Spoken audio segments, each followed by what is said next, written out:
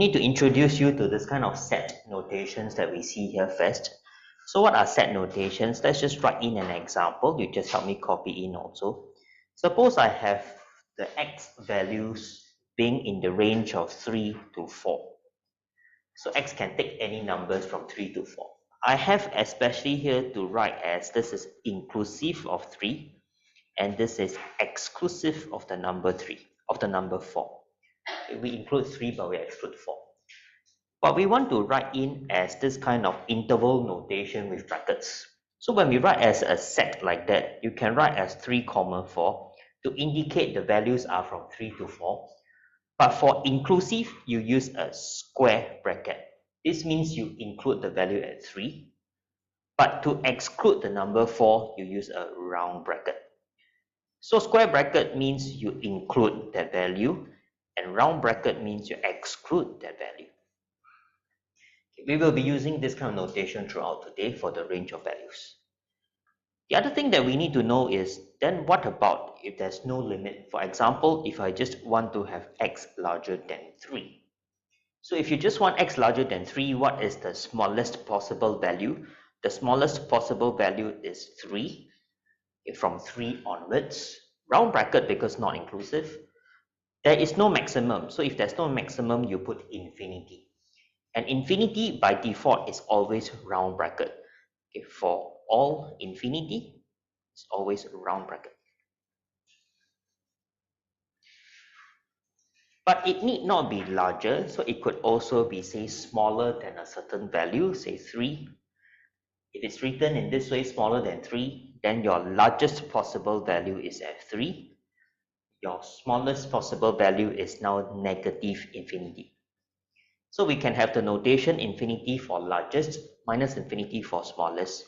So again, infinity, regardless of plus or minus, will always be a negative sign. Okay, so this is trying to explain in general what happens to this kind of notations. The main thing we need to know will just be if it's square bracket, it will be inclusive of that value. If it's a round bracket, it's not inclusive of that value. Okay, that's the main thing here. We also need to know how to write sets in terms of this kind of symbols. So R represents the set of real numbers. R with a plus would indicate only positive values. And one other set that will be useful will be Z. So you just help me copy in there. Z with an extra stroke in between. With that extra stroke, this is written or read as this is the set of integers or whole numbers. It could be positive or negative, it doesn't matter, but this is representing set of integers. So all this is to guide us to start with something called functions. Okay, so we're going to look at the functions equation. There are two equations here. Let me label them as 1 and 2. These are two different ways to represent a function. Number 1, or the one below, is something that we are more familiar with from secondary school where we write in fx. But there's now proper names for all this. When we write fx, this equation x plus 2, we don't call it an equation, we call it the rule of the function. Rule basically refers to equation. But you may see this word in the exams now, so we have to introduce the new term called the rule. To the right of the function rule, there will always be this set of values which we call it the domain of the function. Domain is referring to the set of x values that is being defined for your function f.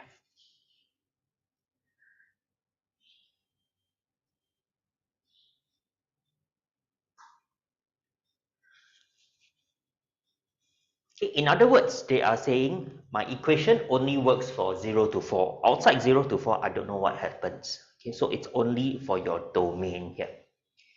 But the new one that we have to learn will be number 2. So there is a change in the structure that they write it there.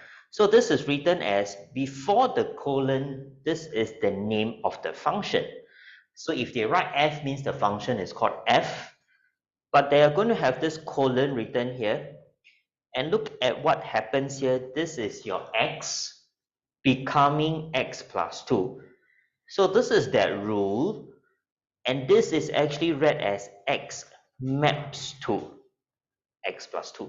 We will use an arrow to indicate that any x value becomes now an x plus 2. It actually means the same thing as the one below, but it's just written in a different format, x becoming x plus 2. This is the domain. How do we read this domain in this kind of notation? This bracket or this E rounded reads as belongs to. So instead of writing it in inequality, they say that x belongs to this interval. We use the interval notation that I talked about above. Okay, so these two are interchangeable. You can use any of which. Okay, but I will show you when we can apply whichever is the correct one for the question. So we look at two different diagrams. We first have to understand what is the meaning of mapping. What do I mean by map to? So what is my function again? My function is fx is x plus 2. On the left hand side, I have written out the domain. What was my domain? My domain is 0 to 4. So it could take values 1, 2, 3, and many others, just that I didn't write. There could be 1.5, there could be 2.6, and so on. There are many values in the domain. My domain is from 0 to 4. Mapping means we will now add every value from the domain. What's my equation? My equation is plus 2. So we are going to add 2 to every value from the domain.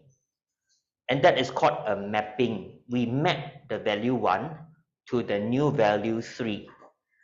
We map the value 2 to the value 4. 3 becomes 5, and so on. We map from the left to the right. Okay, this arrow is called a mapping. So in this mapping, we then obtain something called the range. Okay, so range is like the new set of values. Okay, after applying the function, or after applying f in this case, from a set of values in the domain, we got it to a set of values in the range. This is largely for understanding and visualization purposes, but in terms of solving the equation, we now convert it to a graph. So I'm going to sketch in a graph here, for which we draw in the y equals to fx graph, and our graph is written as x plus 2. Can we draw in this graph, but I only want to draw it from 0 to 4. Okay, so I'm going to mark out, let's say this is 0, this is 4. How does an x plus 2 graph look like? An x plus 2 graph is a straight line that could look possibly like this. This is an x plus 2 graph.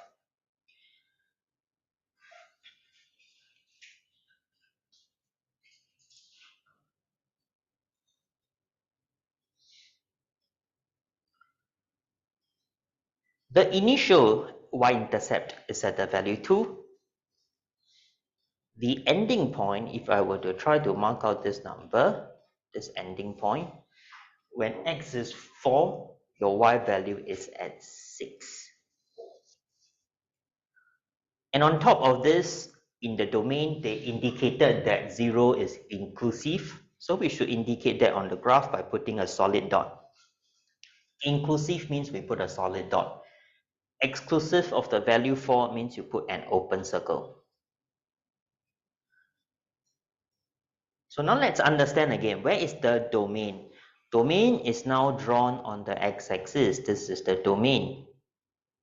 Domain is always on the x-axis, 0 to 4. How do we visualize the mapping from a graph? Remember here I have the value 2 being mapped to 4. Let's say I would like to view it on the graph. How do we view that? So let's say you have this value 2 here. How does it become the y value being 4? You view it as this way. You move vertically upwards and touch the graph, and you go left to check the y value. So when x is 4, when x is 2, my y value is 4.